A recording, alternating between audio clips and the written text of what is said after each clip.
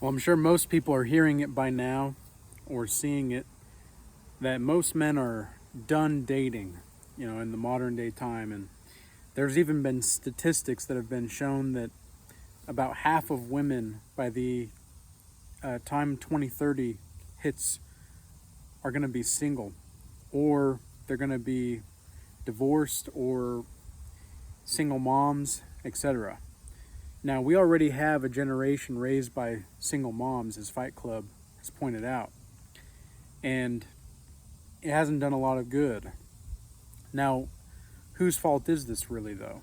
Well, it's the men's fault for not really choosing the kind of women that will be worthy to be in a relationship, and it's also the men's fault to choose to play around and to commit these behaviors where degeneracy is going to be optimized at any single point, and the capacity and the probability that a child is going to come into the world fatherless is also increasing. I don't think that this is good for society. I don't think that this is really a positive situation for on men's part or for women's part. Women, it's your fault for choosing the kinds of men that are not going to be father figures. And I think this is what happens when we have a society that strays so far away from God and Jesus Christ that there's just so much to be grateful for if you're actually a celibate person right now. Because many people out here, especially if you're a man watching this, most women make it so easy to be a celibate nowadays. They just make it so easy.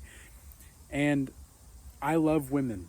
I love the feminine spirit. I think there's something so captivating about a real, raw, true, warm, inviting, feminine, empathetic woman.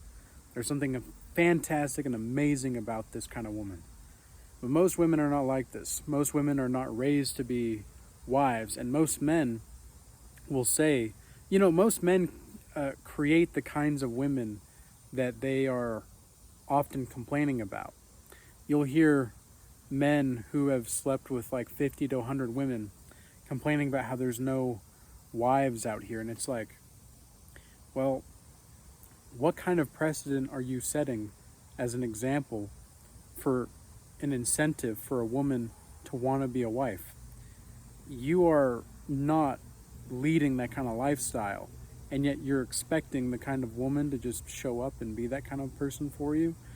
Now look, I don't trust a man that can't get women, because I know for a fact the unconscious mind, how you relate to your unconscious mind, is going to be reflected in the opposite gender, the opposite sex.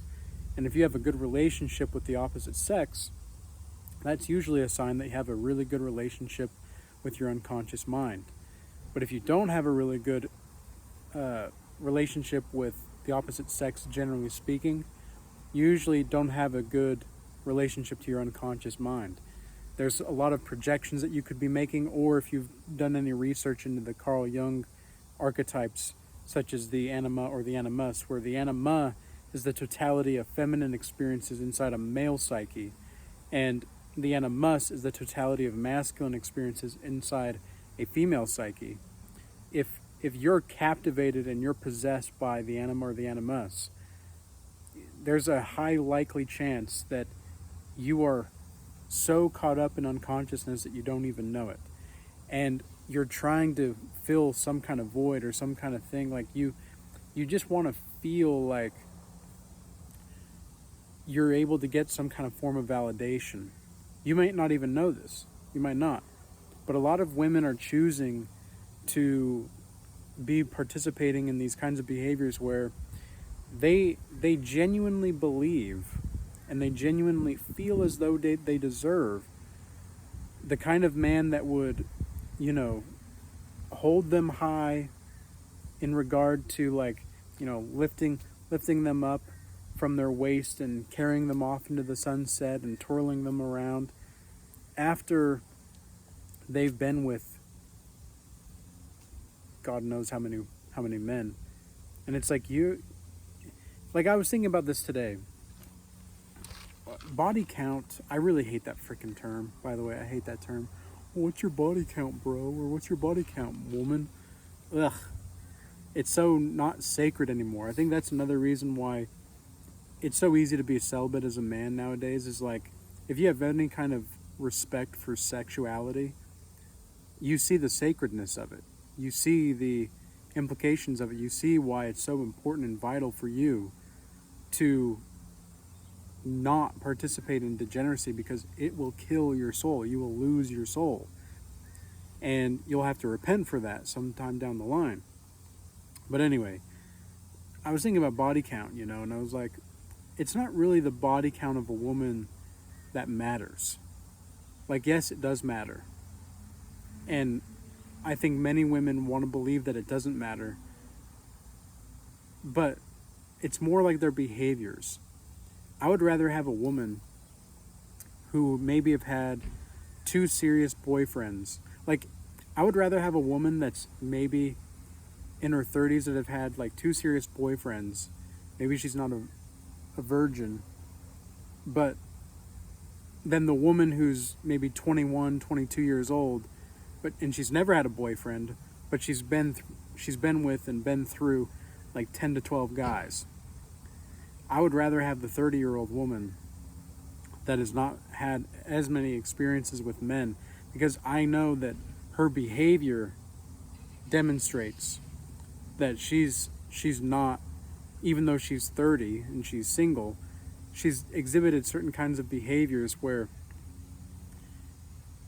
she is going to act in a certain way with certain people for long durations of time, and she's someone that has stability in her life. Whereas, because a lot of men will say, oh, if a woman's 30, she's done. And it's like, well, I mean, depends on like what you mean by that. Depends on what you mean by done. Like, I don't know. I don't think that this is the appropriate response. Again, this is the same men that are creating the problems. The men that are creating these kinds of women where they're going to be complaining about these same kinds of women. It's like, you guys are just idiots, as far as I can tell. And I don't like to be derogatory, but it's the truth. You guys are behaving like idiots. You people that are going out partying and drinking and whatnot, or just going from girl to girl to girl, and then expecting women to be innocent. It's like, why should they be? If you truly are a leader as a man, if you understand that, as the Bible says, it's the Most High, Jesus Christ, man, woman, child. It's like that for a reason, okay? It's like this for a reason. It's very important to understand this. If you understand this, then you'll know that what you do and how you lead your life, the same kinds of women are going to follow you. And I don't mean that in like a stalkerish way, even though some of them might stalk you. You want to be careful about that.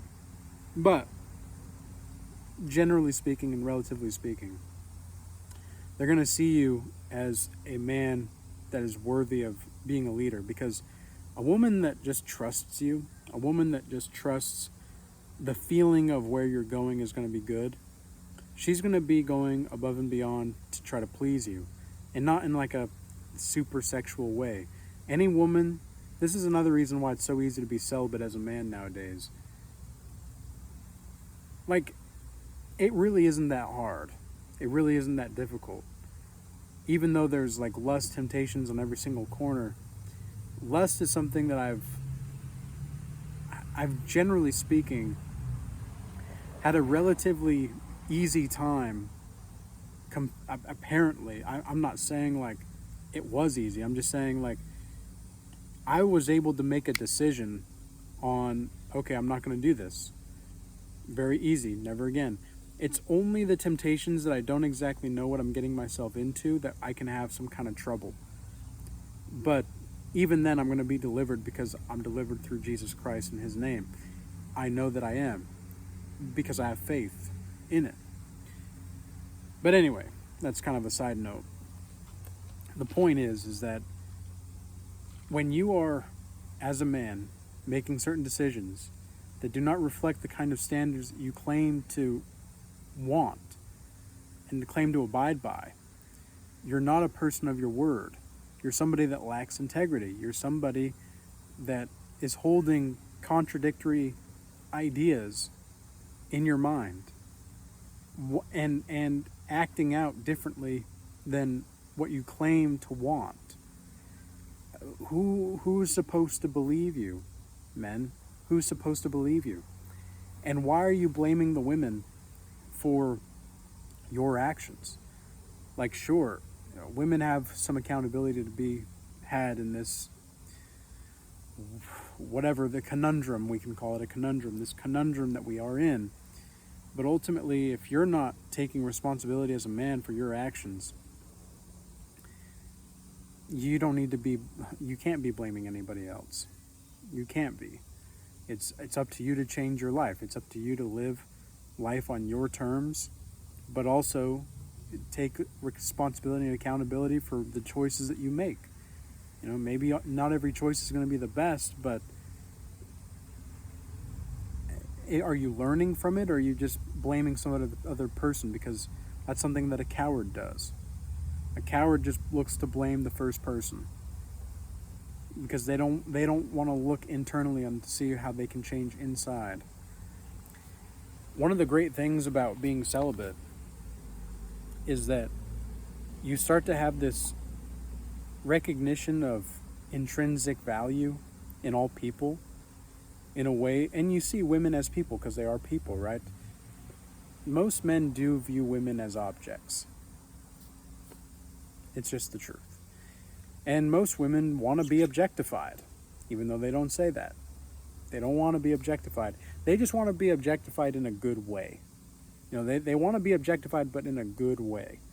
They don't want to be objectified in a negative way where they want to feel like they're the exception, even though they're not the exception. Because to be the exception, you have to literally be the exception. But every woman, the only woman that is the exception is the woman that knows she's not the exception. That's what I like to say. It's like a truly different kind of woman is one that knows that she's not so different. And a woman who owns who she is, at least she's honest. At least she's honest. And that's something that I respect more. Here's the thing, right? We've talked about this in the Regal Change Academy group that we have. It's like, you could be a degenerate woman or man, and if you're honest about it, at least you're honest about it. But if you're not honest about it, if you try to lie and just weasel your way into things, trying to pretend like something is what it isn't, that's where we have a problem. And I think that's one of the reasons why so many men are just, they're done with the dating stuff. At least they claim that. A lot of men will say this, and yet they'll still go have their fun. And it's like, you're not done. You're not done. You're not done. You just want to believe that you're done because you don't want to accept that if you were really done, you could be happy alone. You wouldn't need it. You wouldn't need sex. You don't need it. Now, a lot of people would say, well, you have to be like, it's healthy for you. It's like, well, okay, yes, it is healthy for you. 100%. If you're in a long-term relationship and you're both devoted to God. Of course it's healthy, but as Paul said in the Bible, it's better to abide like me. Well, what does that mean? Well, Paul was celibate. And this is a spiritual thing. It's also just, it makes sense. Like, do you see how many diseases are out there nowadays? And I don't understand what the point of condoms really are anymore. If you're having sex with a woman and you're wearing a condom, why are you even having sex with a woman? If you're having sex with a woman and she is on birth control, why are you having sex with her? Or why is she having sex with you? Like, why? The house of pleasures, those that abide in the house of pleasures are doomed to never be satiated in their desires for pleasure. But they who are in the house of the wise, they understand that the proclivity toward choosing that which is good just, and true, it's going to be way more beneficial in the long term, even if it feels like it's not. Even if it feels like you're losing things, even if it feels like you're not really getting the places that you need to be as quick as you'd like it to be. You just have to trust God's timing. You just have to trust that God's got your back. What else are you going to do? There really isn't much else to do. And so, I think I've said everything that I want to say in this video. It's really not that difficult. Life doesn't need to be so complex, and I think most people are just so concerned with lust is because they don't have really anything else major going on in their lives to really be worthy of being more concerned with and more focused on. They focus on lust because they don't have something that they actually want to pursue in their life. And it's sad, but it's also, this is also a big deal for many men and women. The desire to be wanted from women and the desire to be needed from men, or of men by women. It's something that's ingrained in us, and I understand that it's a difficult process, but it really doesn't have to be that hard. It doesn't have to be that complex. So anyways, I hope that you guys have a blessed rest of your day. If you do want to join the Regal Change Academy and the group that we have, the online school and community, check out the link in the description box below. And if you want to set up a one-on-one mentorship call with me, feel free to reach out to me on X or Instagram via DMs, or send me an email at regalchange@gmail.com. Peace be with you all. Until next time.